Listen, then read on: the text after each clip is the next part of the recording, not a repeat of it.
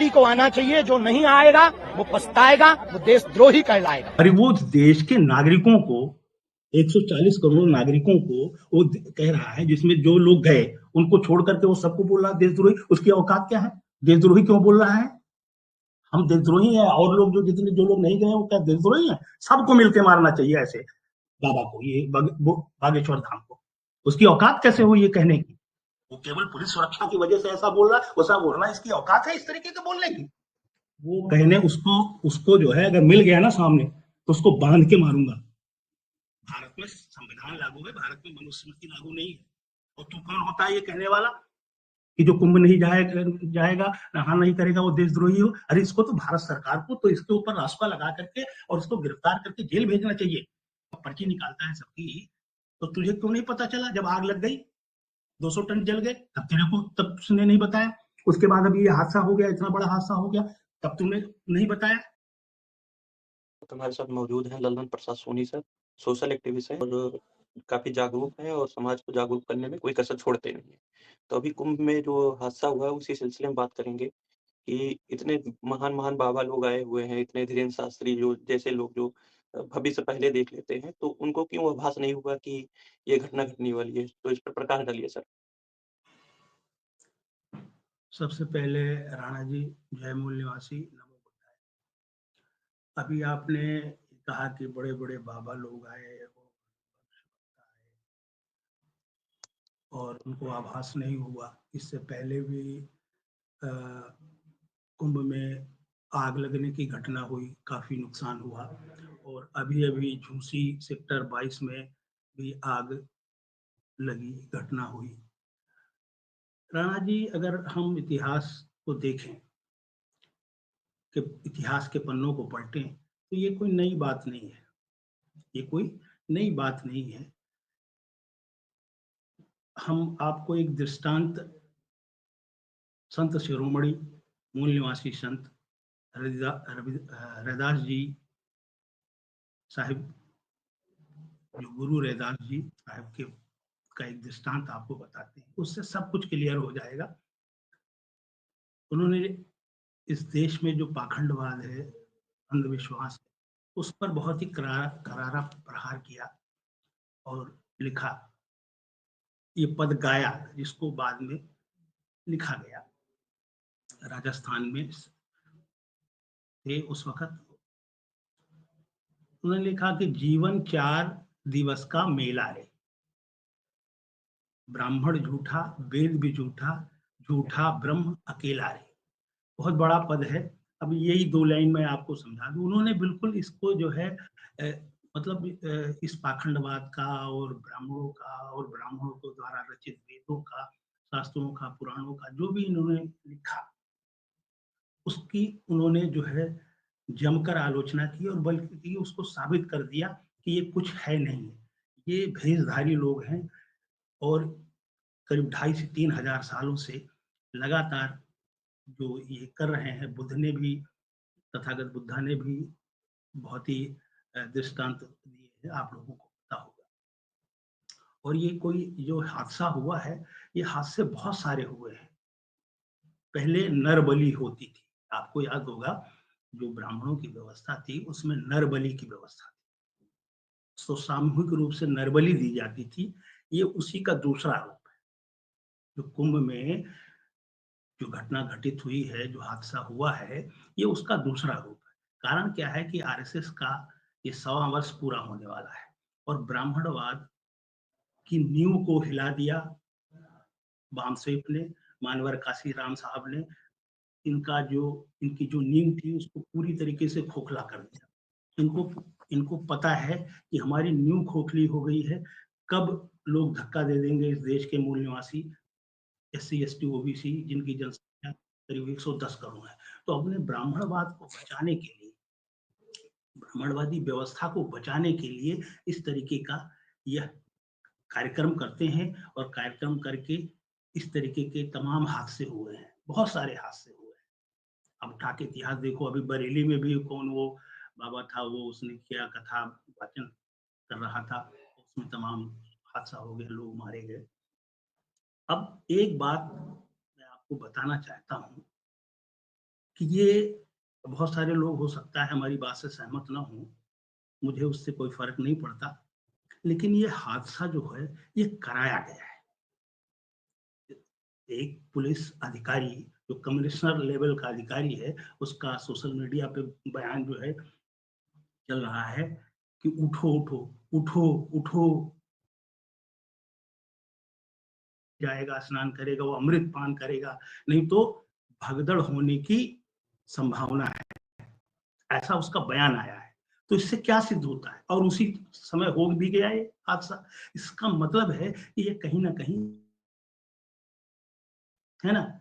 वहाँ पर अधिकतर सारे मूल निवासी इकट्ठा हुए, सारे। इससे बड़ा इसकी बड़ा बड़ा आरोप लगा रहे हैं सर आप। बड़ा आरोप, अरे उसने खुद कहा, अरे जो पुलिस कमिश्नर है, उसका बयान आप देखो सोशल मीडिया पर, यूट्यूब पर, ट्विटर पर उसका बयान जो है चल रहा है। उसने कहा कि उठो, आए हो तो पहले स्नान कर लो, नहीं तो भगदड़ मच सकती है। कैसे अनुमान हो गया इसको? कोई भविष्यवक्ता तो है नहीं वो। अनुमान उसको कैसे लगा कि भगदड़ हो सकती है? ये शब्द जो है, शब्द हथियार होते हैं। राणा साहब, शब्द जो होते हैं वो हथियार होते हैं, और जिन शब्दों का उसने प्रयोग किया है, उन्होंने जो प्रयोग किया है कि भगदड़ मच सकती है, तो कैसे उनको अनुमान लग गया कि भगदड़ हो सकती है? मान लीजिए आप जो आरोप लगा रहे हैं वो सच भी हो, लेकिन इसका फ़ायदा उनको कैसे होगा? क्योंकि इसका फ़ायदा तो विपक्ष के लोग उठा रहे हैं। अगर विपक्ष के लोग तो ये इस समय बीजेपी की सरकार के ऊपर एकदम पूरा धावा बोल दिए हैं कि देखिए, वो एक तो आप ये राजनीतिक, आरोप कैसे सिद्ध कर सकते हैं आप? जी, आपका कहना सही है।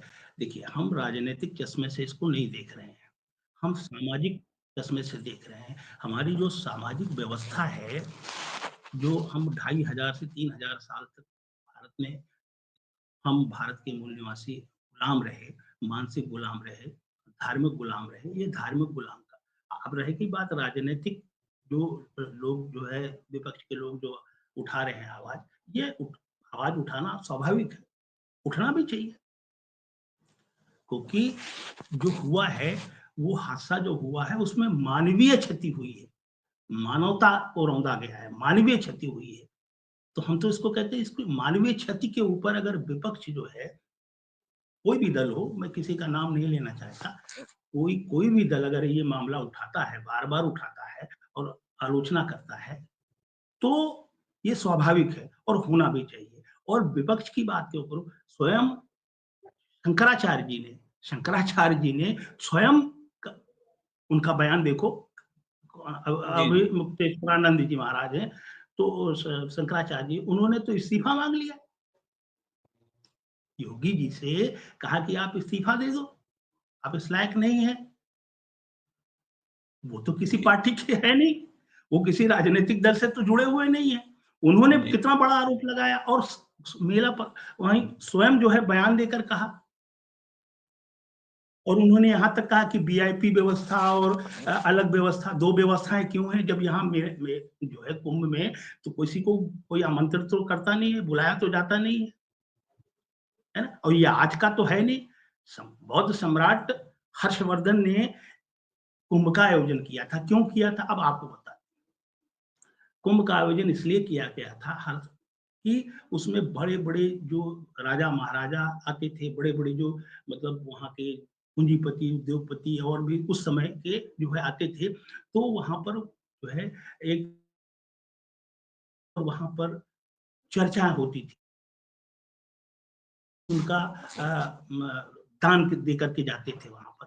और क्यों देते थे? कि व्यवस्था विचारों जो विचारों का आदान-प्रदान होता था। हाँ, विचारों का आदान-प्रदान हो, और आते थे, और बहुत हो सकता है इससे भी ज़्यादा लोग आते रहे हों उस वक़्त। जी, कहीं इतिहास में तो दर्ज नहीं कि कोई हो गया। ये तो राजनीतिक प्रसिद्धि, जैसे आपने कहा, आपकी भी बात सही है, और जो है ये राजनीतिक वर्चस्व के लिए कुंभ का आयोजन किया गया, और इतना प्रचार प्रसार और मीडिया पूरा लगा हुआ है, 1.5 महीने से न प्रचार प्रसार कर रहा है। आप क्यों नहीं दिखा रहा? आप क्यों नहीं बता रहा है? कितने जो सोशल मीडिया पे आ रहा है, उसमें तो आंकड़े बहुत लंबे हैं, लेकिन सरकार ने केवल 30 लोगों को बताया कि 30 लोग जो है वो मरे और घायल हुए, है ना? बात मरने की और घायल होने की नहीं है। बात ये है कि जो व्यवस्था बनाई गई, वो व्यवस्था आप इतना लंबा-चौड़ा दावा कर रहे थे कि 5,000 करोड़, 8,000 करोड़, 10,000 करोड़ का खर्च किया गया। तो ये व्यवस्था कैसी बनाई गई? क्यों बनाई गई ऐसी व्यवस्था? ये कुंभ में तो ये टोटल मार्केटिंग, ये टोटल जो है पॉलिटिकल मार्केटिंग, जी वर्चस्व स्थापित सर कर। एक एक सवाल और है अभी बागेश्वर धाम जी का मतलब ठीक ये मतलब जो घटना घटी उससे पहले धीरेन्द्र शास्त्री जो बागेश्वर धाम वाले हैं उनका एक बयान आता है कि जो भी लोग कुंभ नहीं आएंगे जो महाकुंभ नहीं आएगा वो देशद्रोही कहलाएगा। इस बयान को कैसे देखते हैं? क्योंकि आप आरएसएस के पूर्व कार्यकर्ता भी रहे हैं। दरअसल ये जाहिल है, ये कोई बाबा-वाबा नहीं है।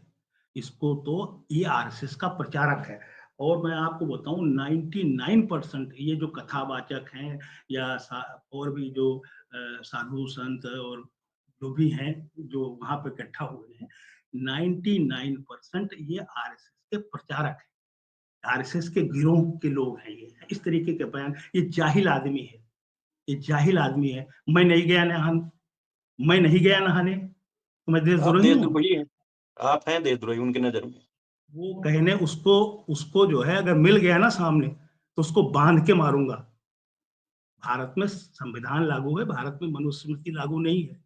और तू कौन होता है ये कहने वाला कि जो कुंभ नहीं जाएगा, नहा नहीं करेगा वो देशद्रोही हो? अरे इसको तो भारत सरकार को तो इसके ऊपर रासुका लगा करके और इसको गिरफ्तार करके जेल भेजना चाहिए।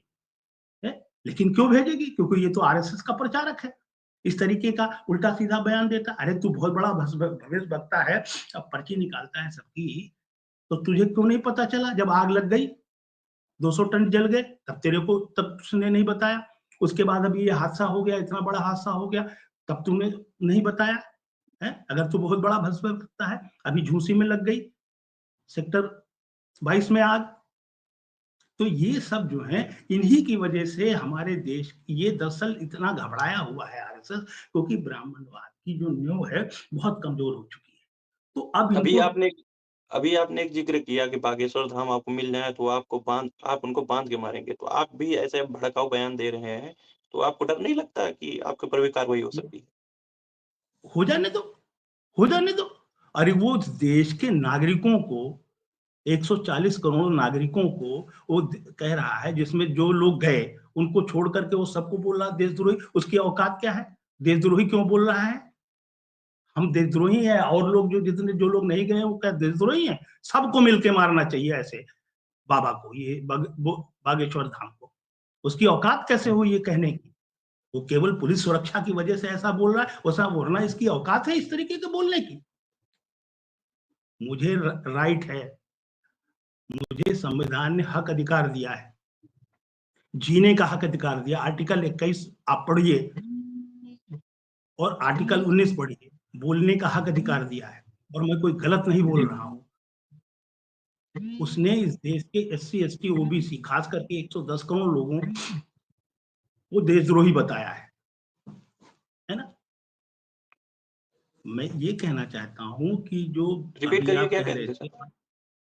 जी, बागेश्वर धाम ने बाबा ने जो ये बात जी। कही है, उस पुलिस को संज्ञान लेना चाहिए। तुरंत संज्ञान लेकर के और उसके ऊपर एफआईआर दर्ज करके उसको जेल भेजना चाहिए। अगर एफआईआर दर्ज नहीं होती है, तो फिर इसको देश की जनता सबक सिखाएगी। इसमें कोई गलत नहीं है। हम कोई असंवैधानिक बात नहीं कह रहे हैं और गैर जो है कानून के विरोध में कोई बात नहीं कर रहे हैं। जो काम पुलिस को करना चाहिए, जो काम जी। प्रशासन को करना चाहिए, जो काम सरकार को करना चाहिए, वो कर नहीं रही है। तो जो अगर नहीं करे, सरकार किसकी है? जनता की है। हम चुनते हैं, सरकार को हम चुनते हैं। ये जो व्यवस्था बनाई गई, पहले राजा महाराजा होते थे, कोई होता नहीं था। आप पढ़ो, आप ये लोकतांत्रिक व्यवस्था कैसे आई? एक प्रोफेसर लॉस्की जी। हैं, जो बहुत बड़े पॉलिटिकल थिंकर थे, उन्होंने बताया कि पहले अव्यवस्था रहती थी। कोई ऐसी व्यवस्था नहीं थी तो जो ताकतवर हुआ वो राजा बन गया, जो ताकतवर हुआ गिरोह का मालिक हो गया। तो एक व्यवस्था बनाई गई और व्यवस्था बनाई जिसको हाफ्स लॉ रूसो ये 3 जो पॉलिटिकल थिंकर थे, विदेशी थे, उन्होंने इस व्यवस्था को बताया कि कैसे जो है उसमें क्या होती थी, जनता सर एक व्यक्ति को चुनती थी या सरकार को चुनती थी और कहती थी कि हम आपको सारे अधिकार दे रहे हैं, हम आपको सारे अधिकार दे रहे हैं, आप व्यवस्था करो, सामाजिक व्यवस्था और राजनीतिक व्यवस्था संभालो और आप भी मुझे सारे हक अधिकार दो। ऐसा नहीं है, हाफिज़ रूसो का ये तो जाहिल लोग हैं, इनको क्या पता हाफिज़ रूसो के बारे में। ये बहुत बड़े पॉलिटिकल जो है थिंकर थे। इन्होंने कहा कि आप मैं उस देश की जनता ये कहती थी कि मैं आपको राजा चुनता हूँ, मैं आपको सम्राट चुनता हूँ, सुल्तान चुनता हूँ, आपको सारे हक अधिकार अपने देता है, आप भी हमको अपने सारे हक अधिकार दो। क्या ऐसी लोकतांत्रिक व्यवस्था है? बाबा साहब ने जो जी, जी। लोकतांत्रिक व्यवस्था बनाई, इसीलिए बनाई। भारत में जो लोकतंत्र है, भारत में तो लोकतंत्र बहुत पुराना है। तो जो डेमोक्रेटिक सिस्टम है, उसमें हम अपने अधिकार जो है, वो इस देश की सरकार को देते हैं, जो जिसको हम चुनते हैं। जनता से ही तो चुन के जाता है ना? जी। और जो सरकार है, उसके वो भी अपने हक अधिकार हमको दे, है ना? जी, जी।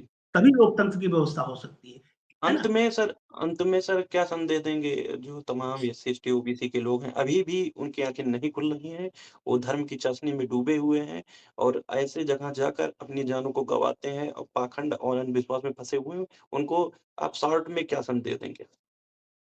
60 में ही संदेश देंगे कि ना आस्तिक बनो, ना नास्तिक बनो, वास्तविक बनो। वास्तविकता को जो प्रकृति है, नेचर है, कुदरत है, वास्तव में वही वास्तविक है। आप प्रकृति के नियमों का पालन करें और प्रकृति के बनाए हुए व्यवस्था पर अपना जीवन यापन करें। जैसे हमारे तथागत बुद्धा, संत कबीर, संत रविदास, संत तुकाराम और तमाम जो हमारे संत महापुरुष हुए, है ना? उन्होंने जो जीवन में अपनाया। यहाँ तक कि हज़रत मोहम्मद साहब, हज़रत ईसा भी प्राकृतिक व्यवस्था को मानते थे, प्रकृति की व्यवस्था को मानते जी, थे। जितने भी एक केवल ये ब्राह्मण धर्म को छोड़ करके बाकी जितने भी धर्म हैं, है ना? लगभग वो प्राकृतिक व्यवस्था को ही मानते हैं, कुदरत की व्यवस्था को मानते हैं और हम एससी, एसटी, ओबीसी के लोगों को ये जो पाखंड और अंधविश्वास से दूर रहना चाहिए और तथागत बुद्ध को पढ़ें, उनके विचारों को पढ़ें, संत रैदास जी के विचारों को पढ़ें, उन्होंने वास्तविकता को बताया है, उस पर अमल करें और हो भी रहा है। ऐसा नहीं है राणा जी, हो भी रहा जी, है। जो जी, जी, जागृति आंदोलन चल रहा है, तो उसका असर आपको दिखाई दे रहा है, असर दिखाई दे जी, रहा जी, है ना? धीरे-धीरे समय लगेगा, व्यवस्था फिर प्राकृतिक व्यवस्था बनेगी। जी। जी, तो साथियों हमारे साथ लल्लन प्रसाद सोनी सर थे जिन्होंने साफ तौर पे बहुजनों की आँखें खोली या कहा जा सकता है एससी, एसटी, ओबीसी के लोगों की आँखें खोली कि जिनको खुद का भविष्य नहीं पता है, वो लोगों की भविष्य बताने की बात कर रहे हैं। साथियों यहाँ पे प्रश्न उठाने वाली बात ये है अगर बागेश्वर धाम जी जो चमत्कार करते हैं, पर्ची निकालते हैं, अगर उनको ये सब पता होता तो ये घटना ना होती। तो साथियों जो भी लोग इस वीडियो को देख रहे हैं, वीडियो को ज़्यादा से ज़्यादा लोगों तक शेयर करें। वीडियो अच्छा लगा तो वीडियो को लाइक करें।